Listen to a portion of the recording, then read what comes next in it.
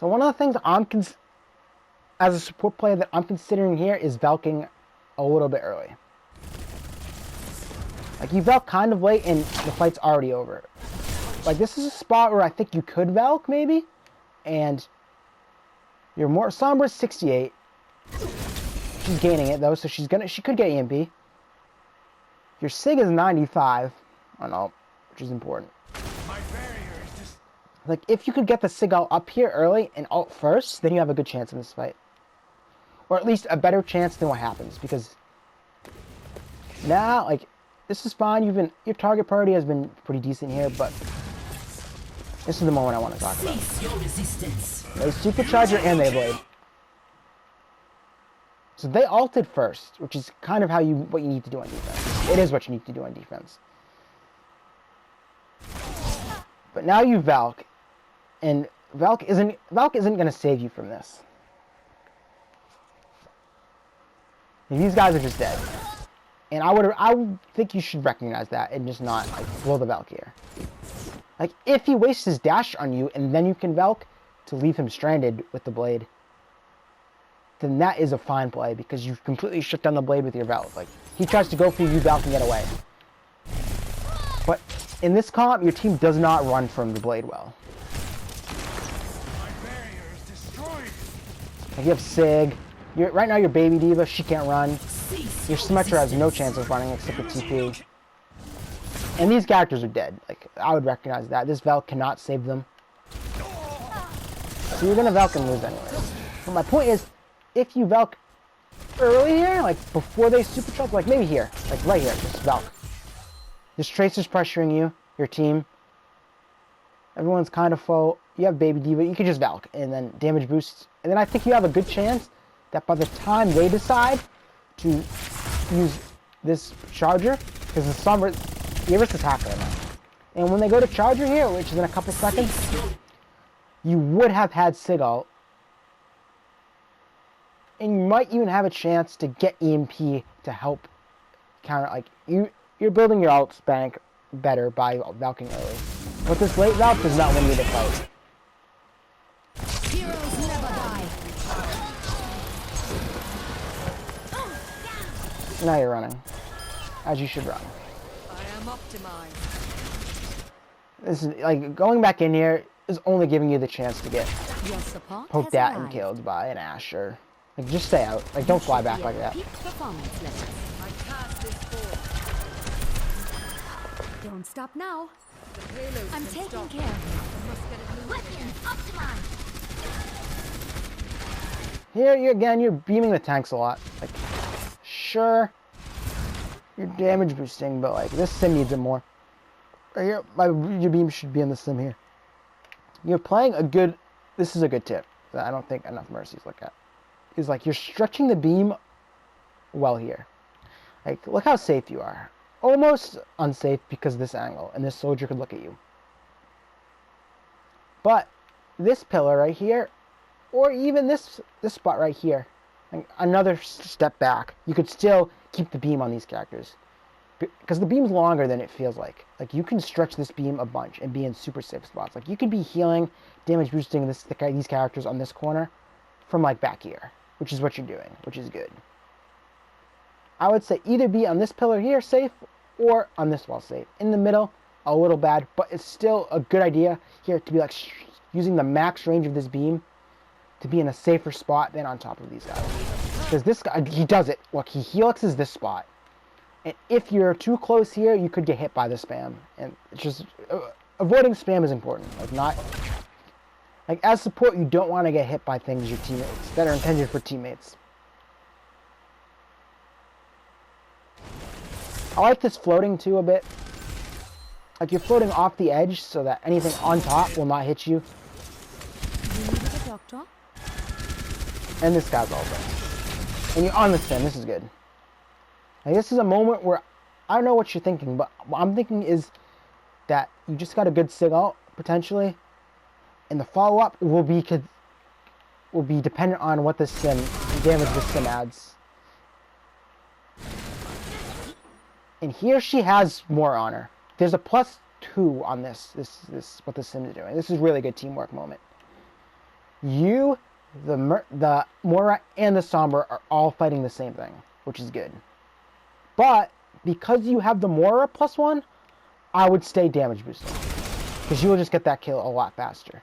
Like, there's some chance that, like, they're even on Ana, so like she could get peak healed or peak naded from this corner and like heal up the Orisa, and you don't want to allow that opportunity of her to live. So I would just be damage boosting, because the Mora's already healing the Sim.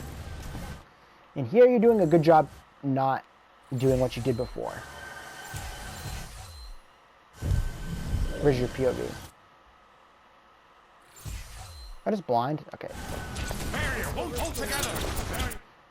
Like, it would be very tempting to fly to these people. To like fly up and heal this person.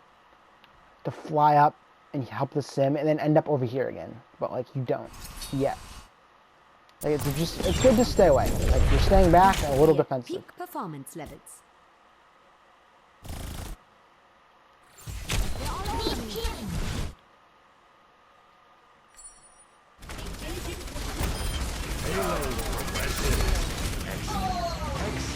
Why does my... Okay. There's another thing I noticed about this spot, though.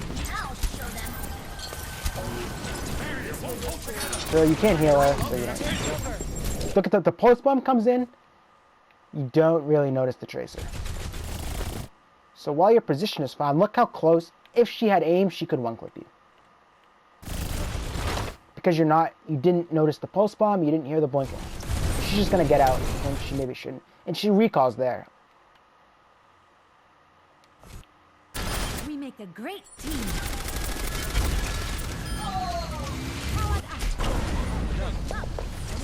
Let me get you patched up. I'll show them. Bomb. Blinks through. Recalls right in front of you. But and now she's left side. Again, you're beaming this tank. I just give up on that. That's not an efficient use of time. Be with the DPS.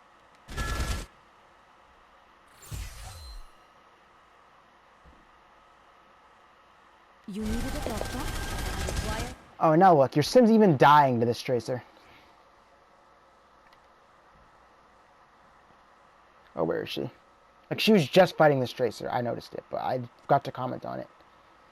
And she goes to 1 health, and your beam's on a Diva while it's going on.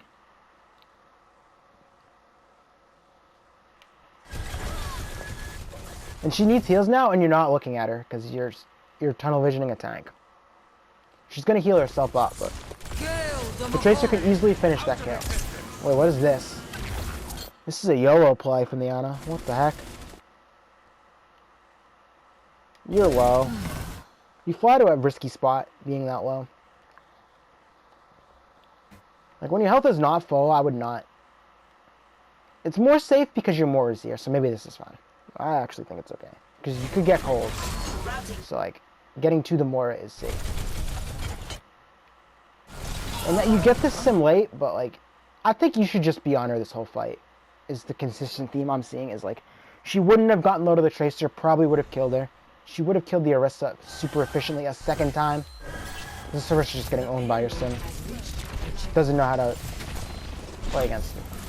But instead, you're on the tanks, and you get hit by spam, and you get low, and you're flying to a not. I hear the soldier behind as just audio cues in this game train me well, but I don't know if you notice it. Like, I'm used to listening for those audio cues because they're so important. I heard the footsteps jump behind me, I would have turned around and saw them. You get away from it, but not because you were aware of it. Just because you luckily GA'd the front.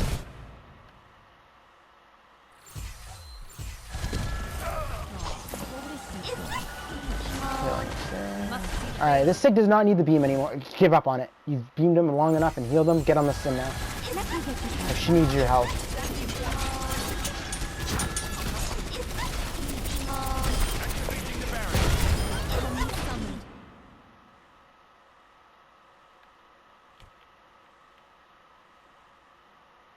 There's an Ashe here? And maybe you don't know this, but this is just another positioning thing. Look. Let me just get on her perspective for this. Oh, they're on Widow now, too. Is there 2 snipers up here? Yeah, there's 2 snipers up here. If she's looking at the right spot, look how easy it would be for her to just headshot you.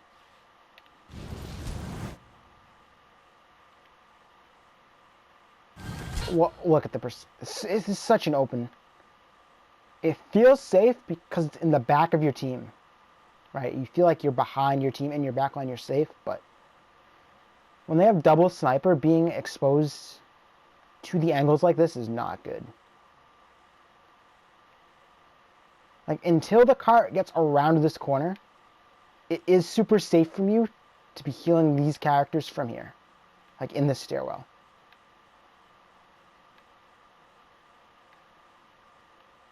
Where this Ashe has no chance of getting you. Especially now that they've swapped to double sniper. That your playstyle needs to adjust. I mean, you could always just be playing a safer position. But especially against double sniper, it's crucial that you're not giving them the chance to touch you. And this is better. You're under...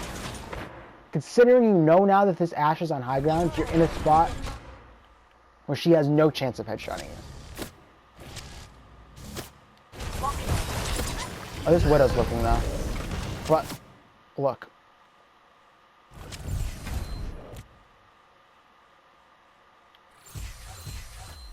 You're not doing it, I don't know if you're doing it consciously, but because you're playing so close to this wall, you're cutting off a whole other angle that is dangerous. It's like very good. This is good that you're doing this.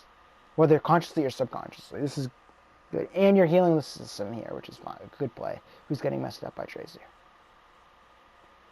But just by positioning here, you've eliminated any chance of you dying to this Ashe and any chance of you dying to this Widow. Like, they just don't have a shot on you, which is great. Let's see if you stick with it. Oh my god, that Genji got rolled. Heroes never die.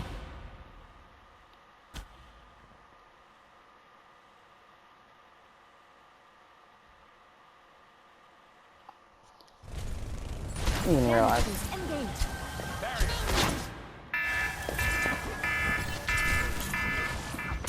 So I think this is actually great from you, whether you do it consciously or not, is because there's a 3-minute time bank, right? You have a lot of chances to go for the full cap. So like, I don't think Valking her early here is great.